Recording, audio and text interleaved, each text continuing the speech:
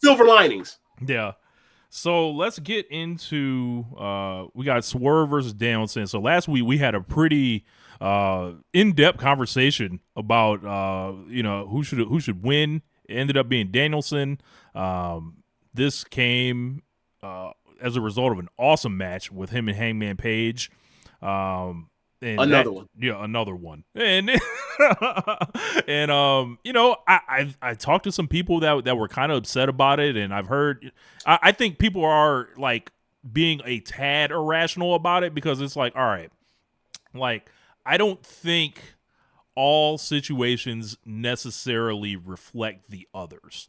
Now, when I say that, it's like, all right, could this be like Double or Nothing 2022? No, I don't think this is that. Like, and I understand wanting to see Swerve and Hangman settle it. I get it. I'm someone that wanted to see that. I thought about it more in the past week, and just knowing what wrestling shows traditionally like to put in big stadiums, right? It's not like a death match or whatever to like main event, Yeah. like whatever. Like usually it's like a lot cleaner match.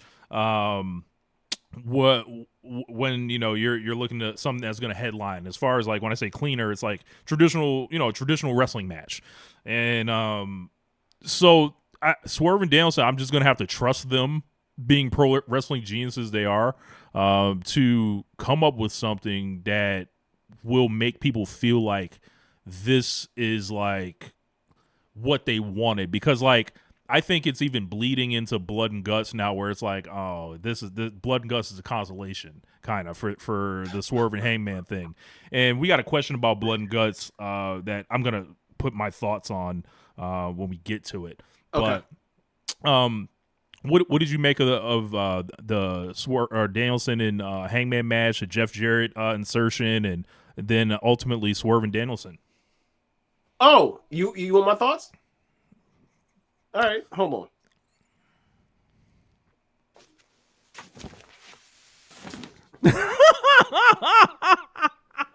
Yeah, so my thoughts was, yeah, like This y'all, nigga done disrobed. you were the most reasonable voice I heard on this network that said, "Hey, man, being alarmist for like, hey, this could be like a bad play for AEW as far as doing it." And then like I'm watching this match, and throughout the match, they didn't have to do really much of anything to get the crowd to cheer for the babyface Bryan, who's working injured. And this was much like I thought, like they're buying into the character that Hangman is a bad guy and he's doing evil things. And Bryan Danielson is one of the greatest baby faces of all time, which he's been since we always know. And they played into it, and then at the end, Danielson won, and then the crowd popped, and then they got a crowd shot, the whole crowd doing the yes chant, unsolicited. And I was like, so what was all this stuff I was hearing on the on the network? What is this? So like I understand, and Tunnel Talk. Keep in They mind have that is Canada though. Like we gotta take it on the road. So like, sure. I will say that like that Canadian crowd was pretty dead for everything except for like the beginning of the show and the end of the show, right? So, don't get me wrong. It was a great match. It adds to the catalog of Danielson and Hangman. And the thing for me was just like watching the match and then seeing the crowd react that way, and then listening to some of the week worth of stuff. I'm just like, look, man, I get it. And especially with Tono Talk is like they came up in with this, the special guy coins the term special guy for like when you believe in somebody and you are basically standing for somebody and championing a wrestler as your character, your favorite character, to achieve more than what they've been given. And like we have now someone on this other thing now. And like it's amongst our most passionate AEW fans, and I love them. And they're mostly well reasoned. But when you tell me that like this crowd is going to treat 2024 Bryan Danielson like 2015 Roman Reigns, or there's any potential of that happening, I'm sorry, I gotta say it. Hangman and Swerve is y'all special feud, your special rivalry. It is. And look, I want them to have their feud play out. But like I said last week, burning through 4 high-level singles matches for them in the span of 10 months is a lot by AEW standards. Now, if this was a different promotion, if this was the other major AmRest promotion, that's a drop in the bucket. AEW doesn't do it like that. Now, you might say, well, it's 4, it's not a big deal, but like, it's 4, but it's also they had another damn match in the 3-way for the title at the beginning of the year.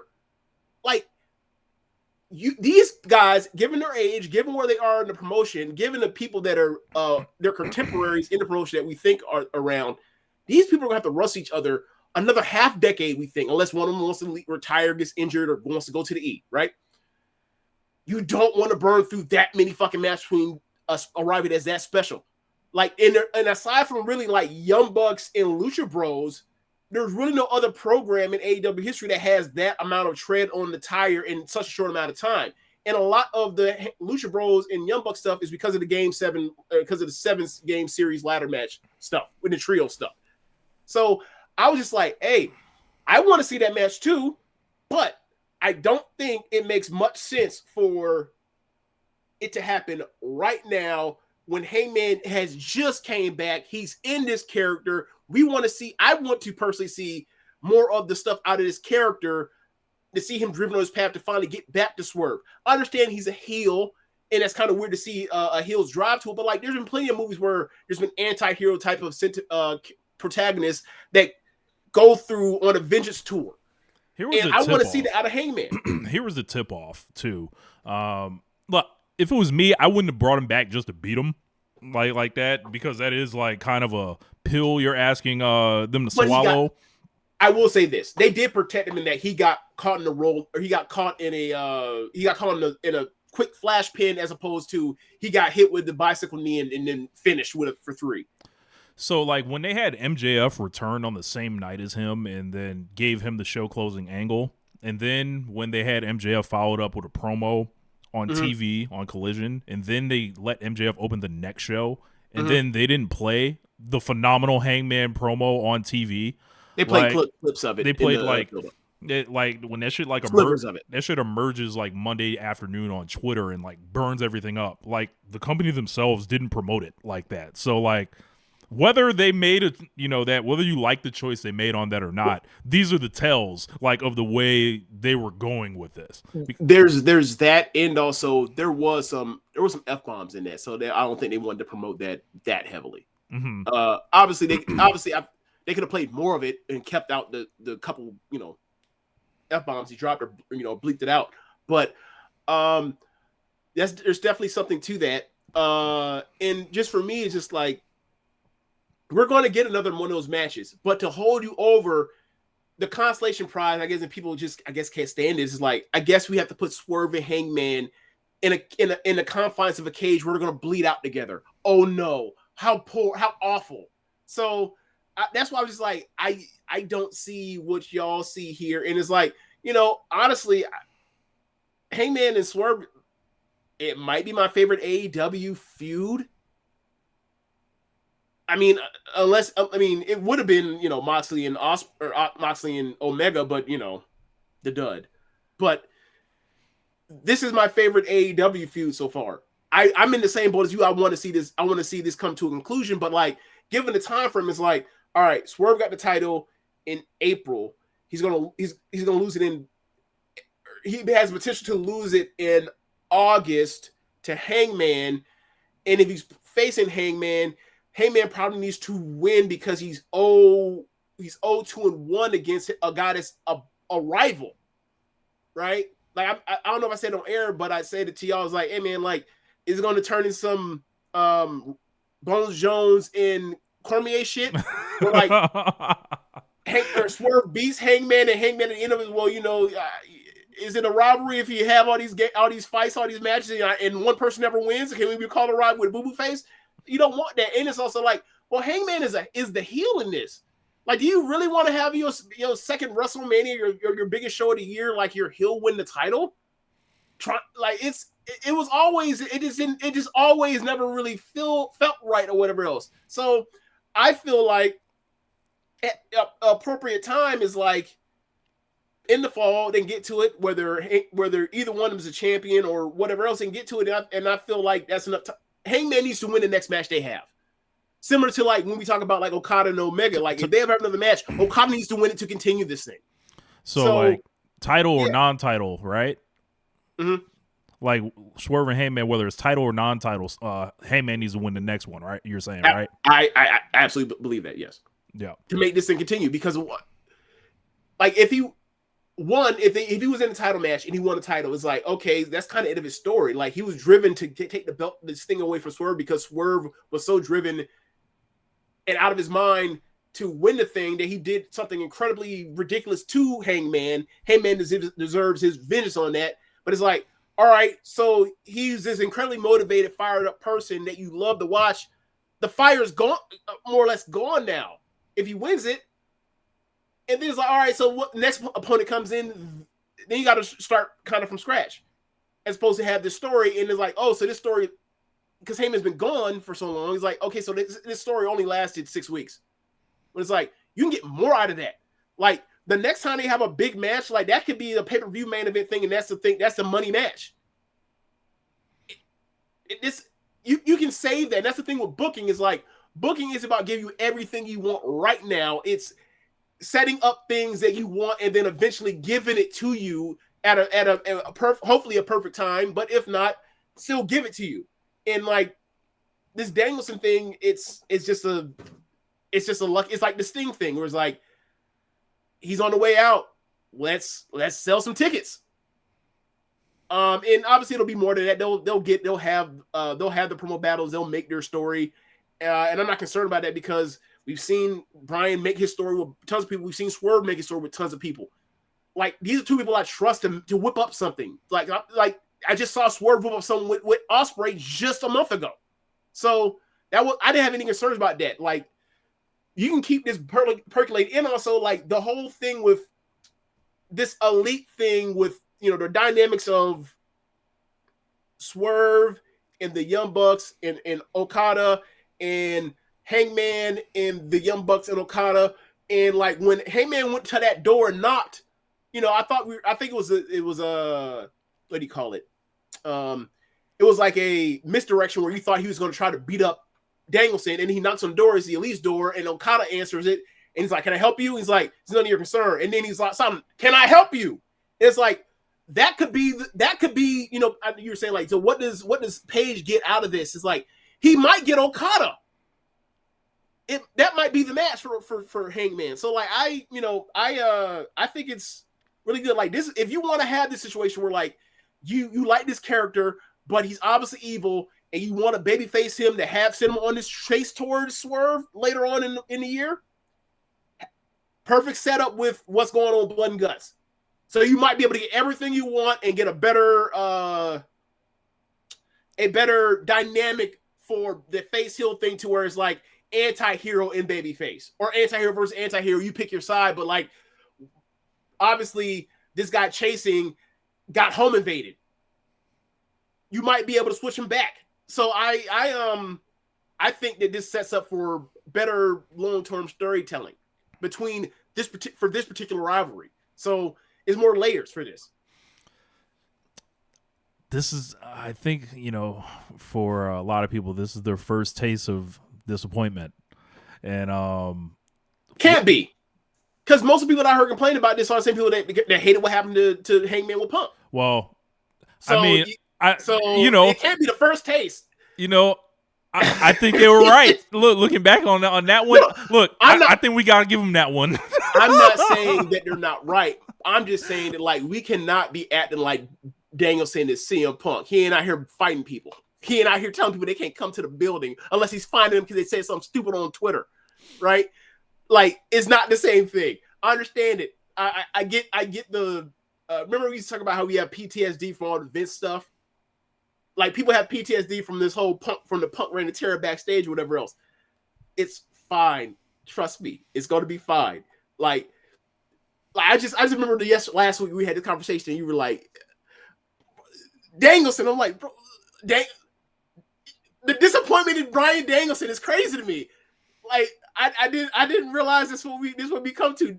This dude's had this kind of last 8 months, and we just like, oh, and people around like, oh, I certainly hope it's not this guy that might be the second best wrestler in the last 8 months of pro wrestling. I'm like, are we losing Shout out Sir Sam. perspective? It's crazy. I think the thing with Danielson of why he's like, there's a level of where he's not moving people, because it's like the matches are great. You can't argue with the matches. There are like a lot of like trophy things I think that he is doing right now that either have to do with his injuries, whether it's real or fake. That I think is annoying to varying extents or whatever. And it's just like there's no history whatsoever of like moving business for him. So there is that aspect of it too.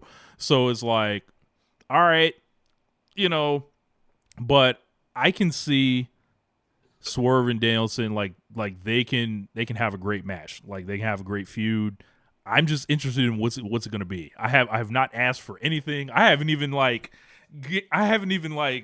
the door down like, hey, here are my suggestions. I have done nothing. I want no parts of this or whatever. I want to just watch, and I kind of want to see how it all plays out, but if it's truly the final countdown, as Swerve said in that promo, and I'm still confused about what this whole this is the end of my full-time retirement thing, or this is the last year of his full-time wrestling career. Mm-hmm. To me, that means nothing. Like, as far as like what is a quote-unquote full-time wrestling career in AEW, it's a lot less. People only wrestle once a week anyway. Yeah, like I don't understand. Like I don't get that. So like, I don't think he's going anywhere. So like it's like kind of falling flat for me. But I don't know. Like so like it came. Swerve came out after the match. Cut a promo, had a stare down with Danielson, hit him with the line about it's gonna be your final countdown, and I saw it. Swerve had a lot to do in that promo. He had, and I think Floyd actually did a great job. That match. Yeah, Floyd did a great job on All Things Elite, kind of breaking down everything he had to do. So, and I don't think it was Swerve's best night on the mic, but consider this: you have to follow that match. You have to send a warning shot to your opponent for Wembley Stadium. Yep. You have to talk about the blood and guts match, which we'll get to in a minute. I don't think is the hottest thing in the world. And he had to do that so that like you can have Hangman immediately say, "I want into the cage too." Right, and then he has to call out Kazuchika Okada on the other side of it too to set up the 250 match. The 350 show match on Wednesday, yeah. So it's like he had to do a lot of things and then like vacillate between what his character is, essentially going versus the Elite. What his character will be going against Danielson, which, we don't know yet. So like there's a lot there. So that was, that was commendable on his behalf. And I'm interested to see where it goes. So same, because of the talent level of both of them. Like it's a match I've wanted to see for forever. Like, I've wanted to see, pretty much ever since, for a while, like, I know he's your homeboy and everything, but, ever since I started watching him in 2019, and then in NXT, I was like, hey man, I want to see this guy versus top guys in whatever promotion he's in. And he finally got that spot in large, gigantic part to this, soon to be legendary feud that we just romanticized about. And like, I want to see him versus all the other top guys, the Okadas. I want to see that. I want to see him versus Danielson. I want to see him versus Moxley. I want to see him versus Omega whenever he's ready. I want to see all of that. Like, I just got the Ospreay match. It was fucking phenomenal. So I don't know if I'm talking out of turn here. So like, also a big part of like Swerve's, rise to the top in front of the camera, behind the camera, people supporting behind, the scenes. Danielson's been a huge supporter of Swerve's. You know, You told me that this before. this is just, you know, me shit talking or whatever. Like, no one told me this, but what are the chances like that like Danielson picks Swerve, you know, essentially for, you know, like, hey, I wanna, you know, the last guy that, you know, I go in there quote unquote with and, you know, win the world title from or headline Wembley Stadium with. What are the chances that conversation went down? I don't know. I didn't ask, but you know, take that into consideration too. So, like, so And Danielson's not the only guy that Rich has told me before to like Swerve. Like people will have like Swerve in that way, or think highly of him in that way. So, you know, I may have name dropped one or two of them before when I said I've wanted to see them in these matches before. So I may have said that a little bit earlier, maybe like 3 minutes ago, if you want to go back and rewind. But yeah, man, like I'm just happy that he's getting the match. I'm happy that like, you know, either way he's gonna be main eventing this thing. But like I'm just happy he's getting a match against like a match that people are going to, there's a bunch of people that not so much Hangman, but just because his association with Omega and the Young Bucks will try to write him off until they see him wrestle Nation, and then they go, oh, never mind, or because of the CM Punk shit or whatever else. I think this like, is a good time to bring that up. There is, but like there is like you get Swerve in there with somebody like the reputation is like unassailable, and Heyman's reputation should be unassailable too, unless you're a fucking idiot. But you get my point. Like people that ain't paying attention might be fooled. If you paying attention, you already know. So for me, it's like there's somebody in there that like reputation worldwide is solid. So like we're going to see this match, and like I feel like this has a chance to go up and be one of those, you know, best match of the year situations. I mean, I you know that I think the floor is one of the best matches of the year. Because I'm saying like this could be a special match, and don't get me wrong, I think when you know every potential match between Hangman and Swerve is special because one of them might bleed out, but special in a different way. Insane chemistry, insane just kind of like knowing what the other is going to do, and I would say ultimate trust between the two. Yeah. And an incredible story. From there, I think we should talk about what if The Rock and Triple H were two of the best wrestlers in the world, actually, and liked each other. Yeah, that too. and want to do business. Actually, want to do business with each other.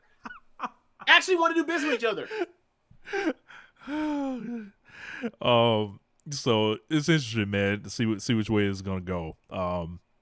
But another huge match that got set up at All In from the Owen